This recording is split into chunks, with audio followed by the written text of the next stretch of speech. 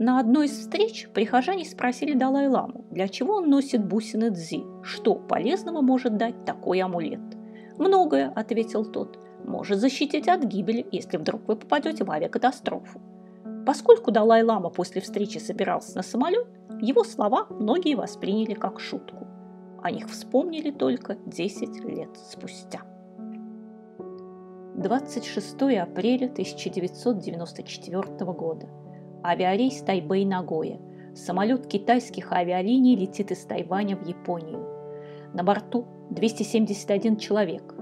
При заходе на посадку, когда до взлетной полосы осталось 2 минуты, пилоты неожиданно теряют управление. Они пытаются снова поднять машину в воздух.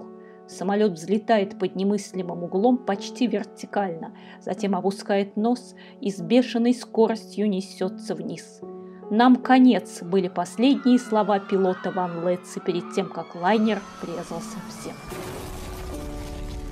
В этой ужасной аварии погибли 264 человека. В живых остались только 7. Среди них житель Тайваня Ян Сивэй.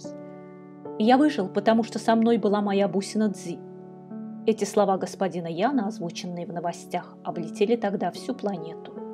И даже те, кто до этого не имел никакого понятия о тибетских амулетах, узнали о них.